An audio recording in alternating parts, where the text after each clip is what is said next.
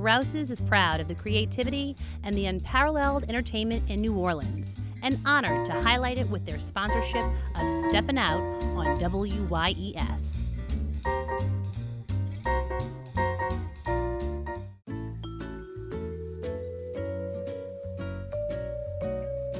Steppin Out is made possible in part by Susie and Pierre G. Villery. With a lifetime of passion for public television, we're pleased to help underwrite Steppin Out. Please join us in supporting WYES TV.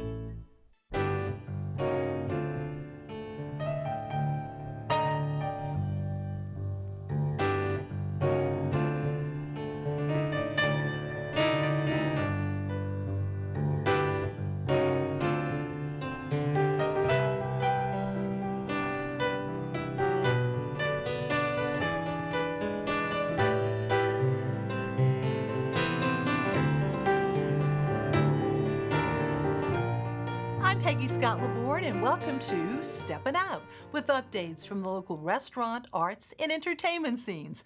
Joining me, Poppy Tooker, host of Louisiana Eats on WWNO Radio. Hello, Miss Poppy. Hello, Miss Peg. Hey there.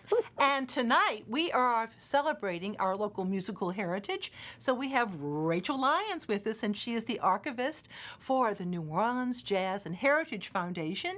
Hello, hello. How are you? Hi, Rachel? Peggy. I'm doing great. Great to see you. And we have author and filmmaker Jason Berry and his daughter Simonette, who is a co-producer on their brand new production called City of a Million Dreams. Congratulations. Thank you. And of course, it's making its debut next week here in the city for the New Orleans Film Festival, and we're going to be showing you an exclusive clip. Great to see you all. And of course, also with us, Mr. Alan Smason of TheaterCriticism.com and the Crescent City Jewish News. Hi, Howdy. Peg. Hello, how are you? Poppy, yes, it's almost Halloween time, so let's preview some activities. Peggy, you know what a thing I have for Halloween. I'm just like barely holding myself back with just a little bit of Halloween jewelry today. But what I want to tell you is that on Halloween Day, I know exactly where to go and what to do. And we're going to start celebrating Halloween this year at 10 a.m. at Tujague's Restaurant when we have our annual Drag Queen Halloween Brunch extravaganza. That's a picture from a past one. Oh, gosh, it was fun. There's those earrings again. It's 3 courses, 5 drag queens. Here's some hot new news. Chef Gus Martin, like one of the great grandfathers of all Creole cooking, is now the chef. There's my Laveau Contraire, who'll be doing an amazing show, I'm sure. So the brunch is going to go from 10 until 1. And we have just created a new partnership with Bacardi, the Bacardi portfolio. So aside from the bottomless mimosas, there's going to be a welcome cocktail that will be made with Martini and Rossi's Fiero Vermouth. There's going to be Saint Germain carafes on the table that you can purchase for spiking your mimosas. Now check this out. There's going to be a selfie booth so everybody can take Halloween costumed shots with the queens.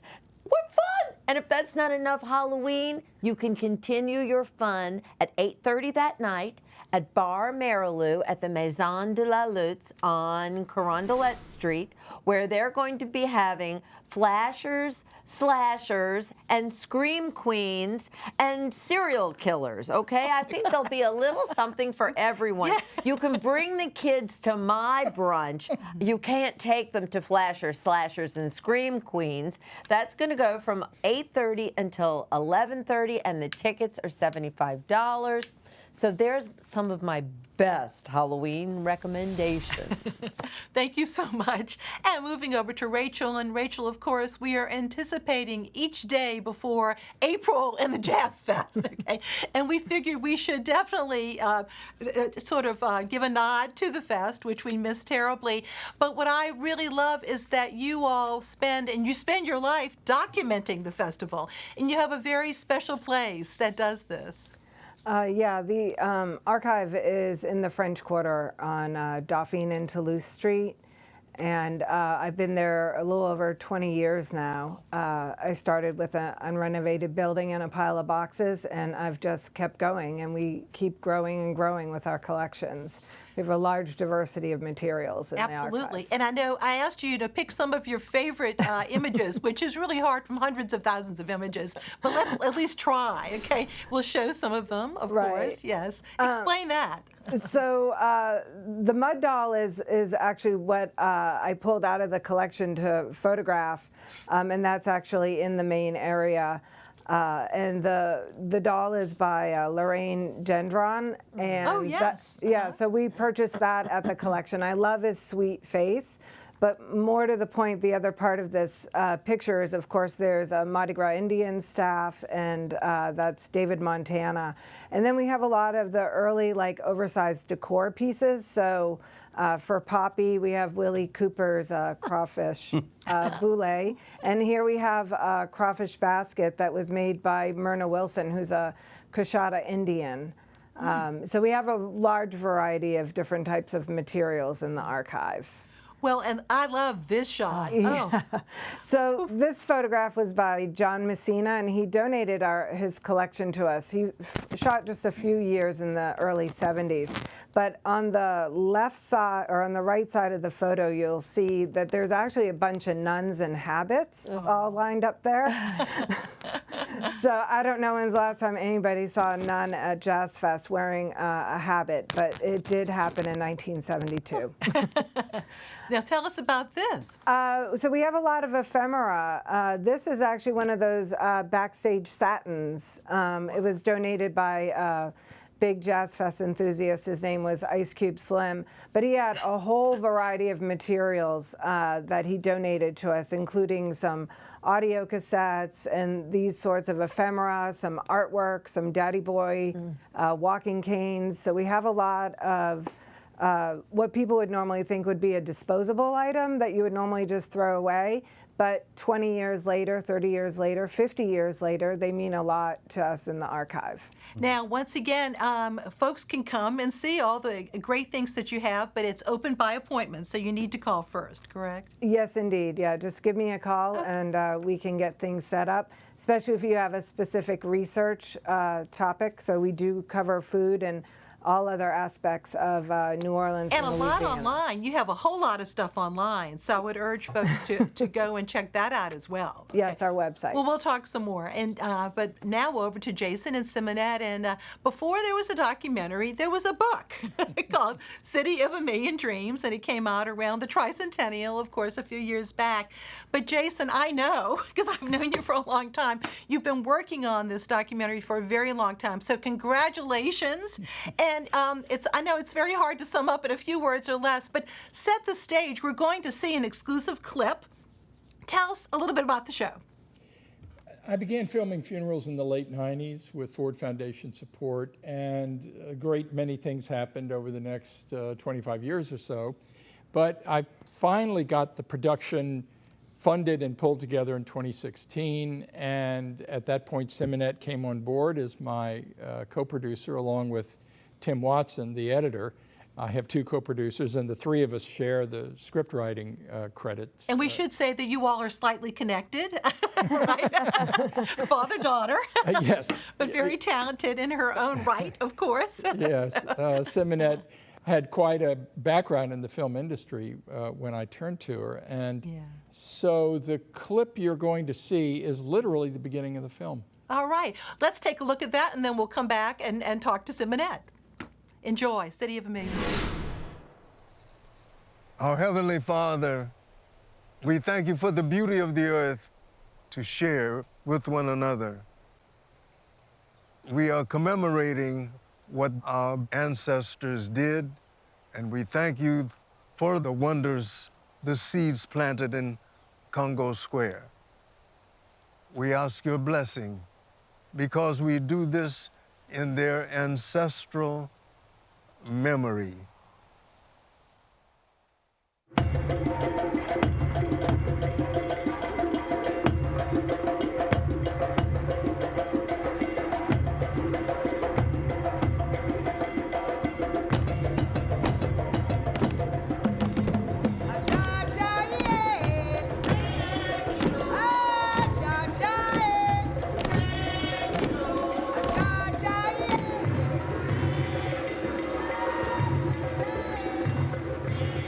city wears two faces.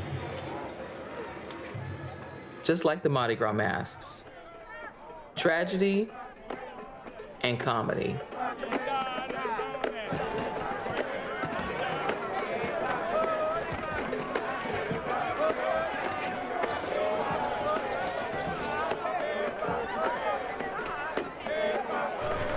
African spiritualists say that a heart attack is just another term for a broken heart.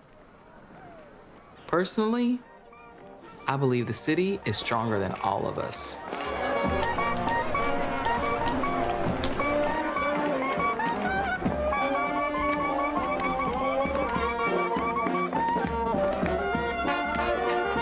The jazz funeral helps us to transition from death to a new existence, a new spiritual existence.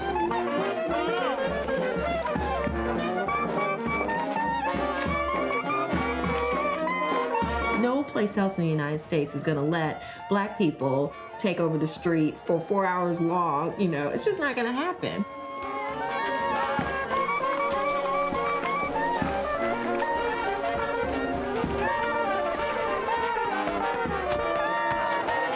Here you can shout, you can create, you can be transformed 4, 5, 6 hours on end into another world that really sets you free.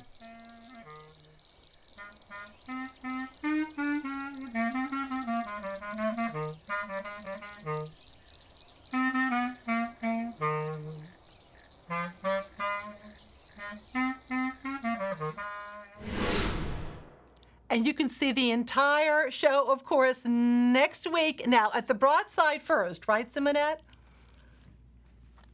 On Wednesday, October 20th. All right. And tickets are free for New Orleans Film Festival members, and they are $15 for everyone else. And we hope to see you there. And then the next night, if you missed that one, Ashe, too, huh? Yeah, we're going to be at the Ashe Center at the Powerhouse Theater. Okay. Now, this is so beautifully told. I know that your background is a scenic designer. So what was some of the, I know you're also a co-writer and you wear many hats, but I'm sure you were very concerned about the look of this overall show, isn't it? Yes, I was so excited when he came to me and said he wanted to do a reenactment of the dances in Congo Square in a historically accurate fashion. Nothing like that had ever been done before. And so I brought on board some incredible people I got to work with. Monique Moss as the creative director. She took on the management of all the performance art. She got together dancers and musicians and I mean all the footage that you see of the dances. She as an African diaspora scholar and a choreographer really just shined. Well, it's just gorgeous, and you got to see of some of the opening there. And as we said, the Broadside next Wednesday, and then over at Ashe next Thursday. We'll come back to you all in just a bit, but now let's move on to Alan. Alan. Well, we're starting off with a little bit of sad news that we received earlier in the week, that the founding editor-in-chief of American Theater magazine, Jim O'Quinn, a Louisiana native, had passed away after a nearly year-long battle with what he called a little heart disease. But for more than a quarter century, he was a close friend and confidant to everyone on Broadway, and so close to people like Tony Kushner here that he could pick up a phone and have a chat with him. And it was, after all, Jim who helped get Kushner down here in 2017 when he interviewed him on stage during the Loyola University and JPS collaboration on Carolina Change. He was a resident of New Orleans both before and after he lived in New York. He was a true lover of theater and had become a member of the Big Easy Theater Committee prior to the pandemic. Jim was 74 and leaves behind his husband Richard and his daughter Jamie. Our condolences to all the family and friends who loved him. Now, in one of the pivotal scenes of Dear Mr. Williams, in which Bryan Batt discusses his journey towards becoming a noted performer on Broadway, he imitates the voice and the persona of Kitty Greenberg, the former assistant to the head of school at Isidore Newman and a supporter of Steppin Out. He recalls Greenberg saying she'd been watching him and really noticed that he she thought could be a truly gifted actor. She implores him to take on Tennessee Williams' role in one of her school productions and also advises him to stop trying to be an athlete and lose the soccer ball. Again, Dear Mr. Williams reveals the twin arc of the playwright's life as he first arrives in New Orleans as a young man in his 20s to achieve his dreams of becoming a writer, and that of the actor who leaves his home in New Orleans at nearly the same age to achieve his dreams of becoming an actor in New York City. While the subject matter may seem to be filled with gravitas, the actor has a natural affinity for comedy. He gleefully assumes the stage persona of himself as a young man, oftentimes throwing out humorous insights that lessen the tension in this work. He's a truly gifted comic actor and thoroughly charming throughout the entire work. Batt relates the story of Williams's works and his life as a gay man who is quite comfortable in his own skin and gives reverence and respect while connecting him to his own pathway towards self-awareness. At the end of this really poignant journey of discovery, there are few dry eyes in the house. Williams has found his creative freedom in New Orleans, while Batt has found his freedom in a pathway to the Broadway stage in New York. It is a transcendent work, and in oh so many ways, Bryan Batt is achieving not one, but two roles of a lifetime. Don't miss this show. Speaking of Le Petit, they've just announced a rescheduled fundraiser, the Curtain Call Ball, with Broadway performer Kathleen Monteleone. Don't forget, that's going to be on Monday, November the 8th at 6:30 p.m. with silent and live auctions. And also, a week from tonight, there will be a major fundraiser for Hurricane Ida relief with Mondo Bizarro's collaboration with a studio in the country. It's being put on by Clear Creek Creative and will donate funds to Rise St. James and the homeless nation's Yakana Ekalani Garden. Go check that out. Ezell, Ballad of a Landman. All right. Thank you so much, Alan. And back over to Poppy. You know, Peggy, these are very hard times we are living in for restaurateurs. And those times continue. And Ida didn't help anybody. And as a matter of fact, everybody's favorite place for ramen, Kin, announced on September the 22nd that they could no longer afford to make ramen. The food cost alone, each bowl had 30 different ingredients. The noodles alone had 6. And when Hurricane Ida wiped out their short and long-term inventory, they could not recover. So the way they are trying to stay in the game is with fried chicken. So is this the best ever fried chicken? It just may be so. So you can get chicken pieces, including jumbo wings. You can get tenders. It is perhaps the best fried chicken sandwich I've ever tasted, with a fried thigh and that big, thick, buttery Texas toast.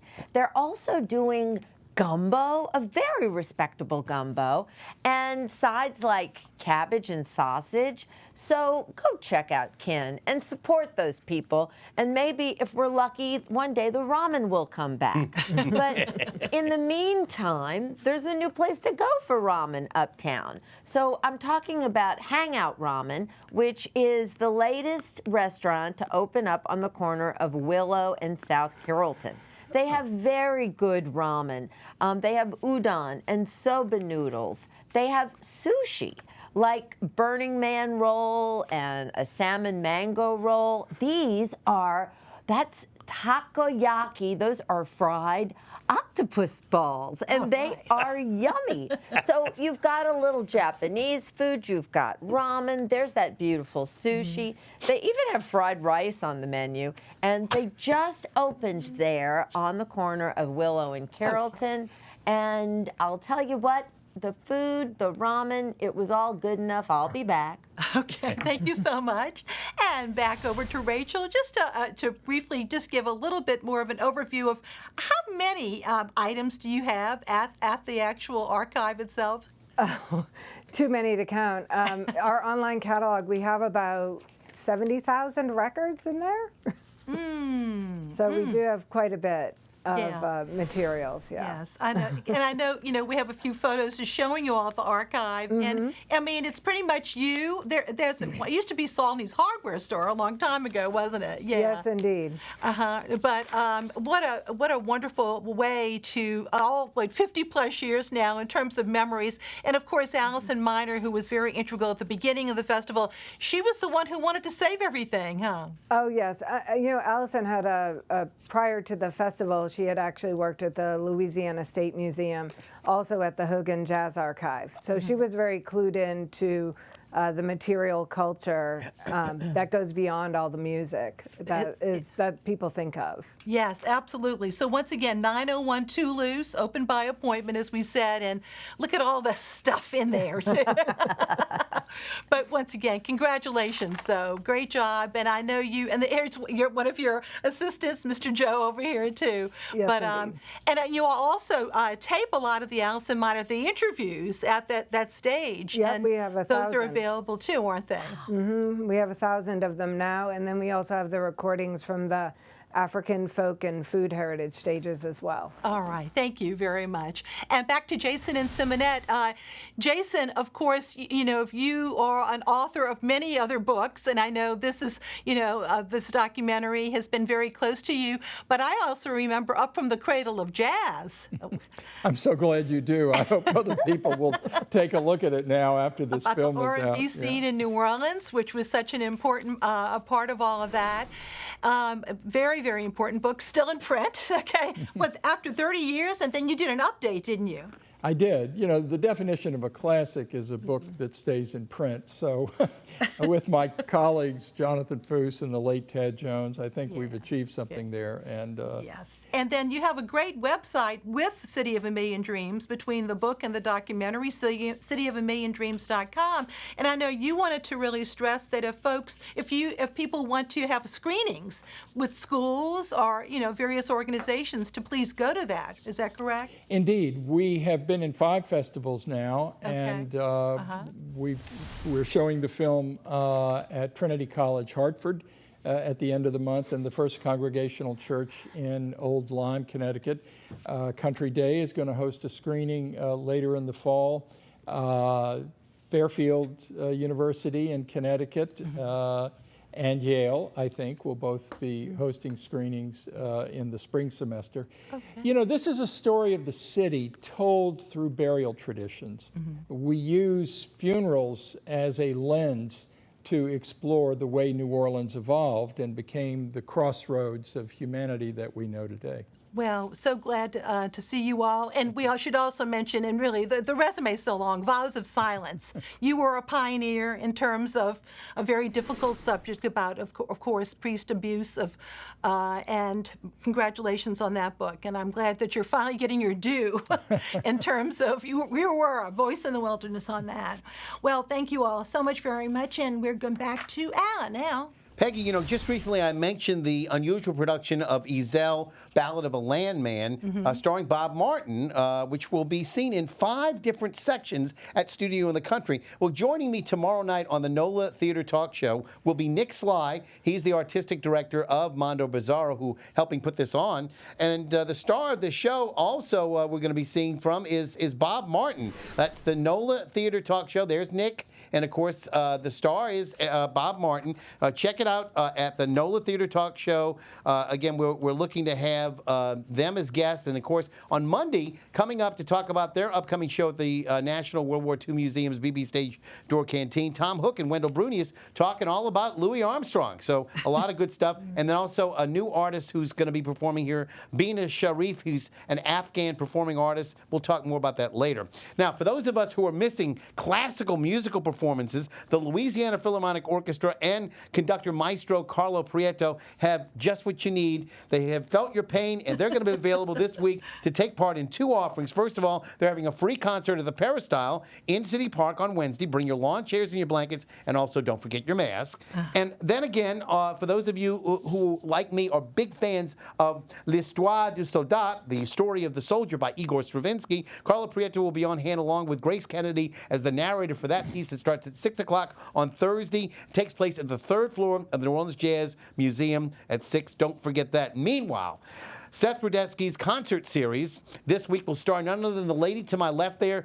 That's Jessie Mueller, the leading lady of Broadway, who, of course, has a big penchant for Harry Connick Jr., our own beloved star of New Orleans, because they starred together in a revival of On a Clear Day You Can See Forever. More recently, she was the star of Beautiful, the Carole King musical, and Waitress, the musical by Sarah Bareilles. But here she is seen with Josh Henry. She had a short run in Carousel there, but it was really one of the finest productions of that show I have ever seen. That's this Sunday at 7 o'clock on Broadway World. Just go to the SethConcertSeries.com. Next week's guest, by the way, is going to be Erica Henningsen, the star of Mean Girls. All right. And then I have some other things coming up, but we'll talk about that later. Okay, the SethConcertSeries.com. Now it's time for our picks of the week. Poppy. Peggy, I have got your homework for you this week. It is Old Fashioned Week, hosted by Elijah Craig. I know how you love them. It benefits the Restaurant Workers Community Foundation, and you can participate by taking a photo or a video of your old fashioned that you're drinking on Instagram. All sorts of places are participating. You can use a hashtag. You use Old Fashioned Week. You tag Elijah Craig, and you go to oldfashionedweek.com for more details. Every time you go on Instagram and tag your old fashioned, Elijah Craig gives $5 to the Restaurant Rachel. Workers Fund. Okay. Oh, good. Thank you. Rachel? So I'm going to be a little selfish because the archive, of course, is featured in two big things being aired. One of them is the Irma documentary, which is being rebroadcast on Sunday. But then also WWOZ, we're doing our second weekend of Jazz Festing in Place. So those are two ways of becoming oriented with the archive collection, at least musically. Thank you so much. Jason and Simonette. Well, if you'd like to read more about City of a Million Dreams, you can go to NOLA.com and read Keith Sparrow's special, or go to cityofamilliondreams.com, where we have information about screenings and upcoming events and all of our press. Very good. Alan. You know, one of the old standbys, if you will, the comic farce of Arsenic and Old Lace, in which some of the older ladies get to play merry murderers, is coming back with 30 by 90s production. It's a little chestnut at the end of the month with a 2-week run into November. Don't miss it. Here's where you can get tickets, and I'll see you at the theater. Thank you. And my picks real quick. A Concert for Hope will take place this Friday evening at 7 o'clock at the Holy Name of Jesus Church. That's on St. Charles Avenue. Donations are accepted. Rachel Looney, Nicole Heinen, and Irene Kyriakoudu. They'll be performing classical and light classical selections. Artist Catherine Clemitis will have an art and jewelry open house. That's Saturday from 2 to 5 at the home of Nan and Sid Deegan. That's at 1745 Lakeshore Drive. That's from 2 to 5 p.m. This versatile artist is known for her animal and pet portraits, among other topics. I'm a big fan of hers, and I really love her jewelry, too. Go to kakartnola.com to see her work, but come and see it in person. It's really going to be a lot of fun. And on Tuesday, Jose Torres Tama will present another Latin night live. That's going to be so much fun at the Cafe Istanbul. And yes, don't forget, Irma Thomas repeated on Sunday on WYES. Go to WYES.org for all the details of that. And thank you all so much, and thank you for watching. Good night.